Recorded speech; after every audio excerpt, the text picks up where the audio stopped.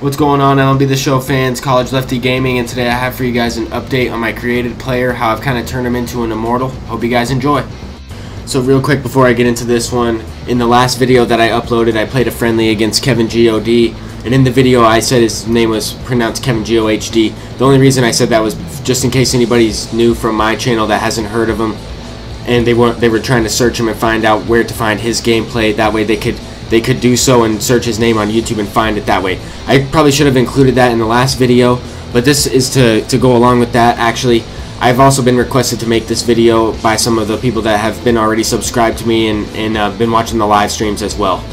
So this is an update on the creative player. The reason why I didn't use creative player in the last video versus Kevin was because he didn't have his creative player maxed out. Roid Junkie, he wasn't available. I know Kevin's still working on grinding that player. So anyways, let's get into this one. So throughout my playing of MLB The Show 18 this year and grinding Immortals and Career Arcs, I was able to max out a created player at second base and shortstop, both with the power balanced focus. I know with second base you have to choose power balance, but with shortstop you're able to choose power. I guess you can choose contact with second base, but if you choose power first, then you have to choose balance second. So here we go. I'm going to show you that I did in fact complete this. This is the creative player's base stats, and then I do go into his calling card here in a second, so that way you can see the base stats, which is fairly good for a creative player as is, with no equipment added, with 87 contact versus right, 81 contact versus left, 88 power, 82 power, 78 vision, decent discipline, decent clutch, good fielding, decent speed as well. So already one of the better second basemen, just as an 89. And then when you add this equipment to it, I have the Diamond Vero weight ritual, and then I have a Diamond batting gloves, the workhorse ones. I got the Diamond that you won't be able to see. Oh yeah, right there. Then I also have the Diamond Maple bat, or the MC Maple bat. I have the Stance socks, the Griffey cleats, the Diamond Lizard skin, as well as the camo leg guard for catchers. But I mean, my creative player isn't a catcher. I have the Father's Day chest protector. I have the gold helmet just because I didn't think that the 4th of July helmet was worth buying. I kind of mentioned that later on in this video. I just have the gold arm sleeve because I figured that the +2 arm strength wasn't all that necessary at second base. It'd probably be the next item that I do put Stubs into for equipment anyway. I went with the Mother's Day wrist guard. Some of the stuff is fairly cheap. Some of the stuff is more expensive. I did spend about 175,000 Stubs on the creative player, as the title does say, as well as the thumbnail for this video. But I kind of just wanted to show you guys all the images of the created player that I do have. And then as you can see, my orders, I bought some of the stuff through buy orders, as well as I did buy the Under Armour Octane diamond sunglasses with a buy now at 20,000. Some of the stuff has gone up since the stub sale. I probably overpaid for some of these items, but at the same time, this is an immortal second baseman. I think a lot. I mean, his stats speak for himself.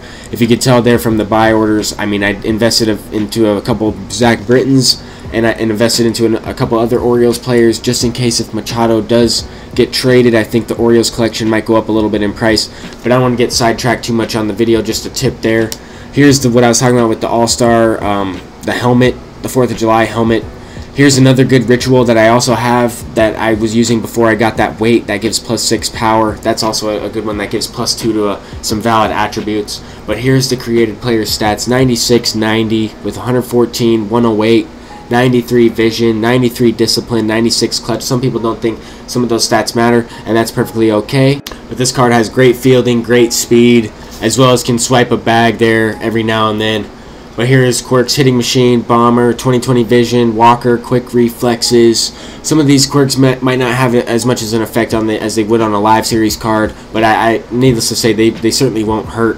He also has sniper, pressure cooker, and unbreakable. Unbreakable doesn't do anything for sure because there are no injuries in this year's game. But this is the reason why I didn't use my created player in the last video once again was because my opponent Kevin God, he didn't have one. And I didn't think it would be fair to use in a friendly game if he didn't have one, which is kind of how I go based off of friendlies. But I also have the power balance shortstop. I know you can create a power shortstop, so he will have a little bit more power with a little less contact. Keep that in mind if you're looking at some different stats here. But with the same equipment, those are his stats as well as the quirks there. Once again, a 5-tool player with a little less pop. better fielding, a little bit more stealing rating with the same amount of speed. Has a little bit better quirks with the fielding quirk there. Also has the extremely strong throwing arm. I don't believe the second baseman had that quirk. But I use Chipper Jones swing for my created player. That's also a good tip. I mean, that's kind of how he looks in his stance that I don't really see because I use strike zone high view. But I just want real quick. I'm just going through some orders on how I got some of these stubs. Before the last career arcs dropped, I invested 350,000 stubs into souvenirs, which I had gotten from selling the 10 to 12 diamonds that I won from events, going 12-1, as well as winning 12-0 Battle Royale. You can see my banner up there at the top right.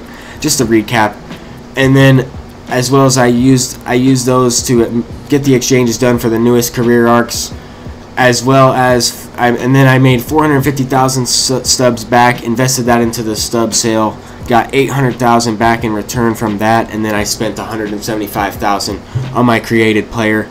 So I do have some tips for you guys on the working the market. If you guys are new and you enjoy, please leave a like, comment, and subscribe. I saved 5 team epics just in case for Immortal Ted Williams. I'm not really sure how he's going to be released, but I should be prepared.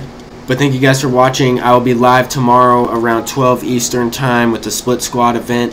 I should have about 6 Immortals in that event on my team, as well as a couple Immortal pitchers. And it should be a lot of fun. I plan on grinding for that Ben Zobrist and making a dent, maybe getting another 12-win diamond. But thank you guys once again. Hopefully I see you tomorrow. Peace out.